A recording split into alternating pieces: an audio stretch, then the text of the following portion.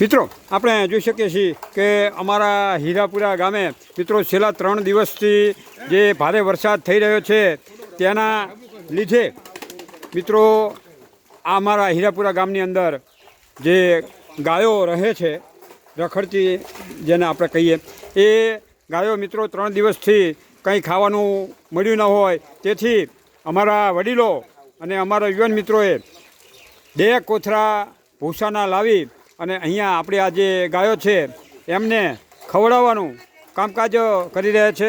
ખરેખર અમારા વડીલોના મનની અંદર આવો સુંદર વિચાર આવ્યો એના માટે એમને ખૂબ ધન્યવાદ છે. એમાં અમારા ગોરધનભા છે, અમારા ભૈલાલ મુખી સાહેબ છે. આમના મનમાં વિચાર આવ્યો કે જો 3 દરથી વરસાદ થઈ રહ્યો છે તેથી મિત્રો આપણે આ ગાયોએ કંઈ ખાધું નહીં હોય એટલે એમને નક્કી કર્યું 2 ભૂસાના કોથળા લીધા અને અમારા યુવાન મિત્રોએ એમાં સાથ આપ્યો.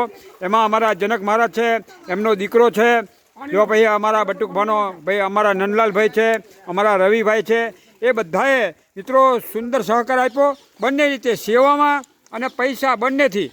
તો એક સારું કાર્ય કરી રહ્યા છે.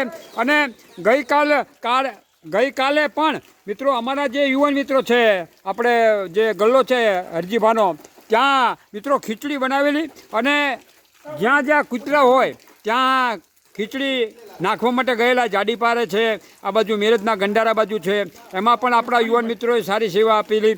એમાં આપણા અશ્વિનભાઈ છે, પછી આપણા જે વિજયભાઈ રાવળ, પછી આપણો ટેણો છે, એવા 4-5 યુવાન મિત્રોએ એ ખીચડી તૈયાર કરી અને પહોંચડાવેલી.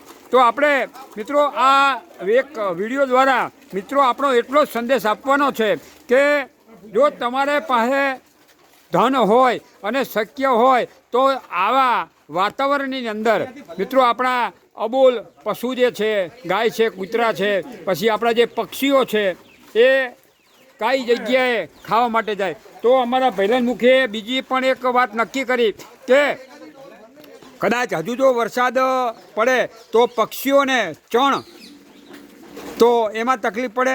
તો અમારા ભૈલાલ મુખીએ 5 મણ ઘઉં નાખવાને નક્કી કર્યા છે. તો મિત્રો આ અત્યારે હાલ ગાયોને ભૂસો ખવડાવવાનું અને પક્ષીઓને જે ચણ નાખવાનો જે ઉત્તમ વિચાર આવ્યો અમારા મુખી સાહેબને, એ ખૂબ સારી બાબત છે. જો આ બાજુ પણ એક ગાયને આ ભૂસું ખવડાવવામાં આવેલું છે બખડિયામાં, નીચે નાખીએ તો પાછું બગડી જાય, ખાવામાં મજા ના આવે ગાયોને.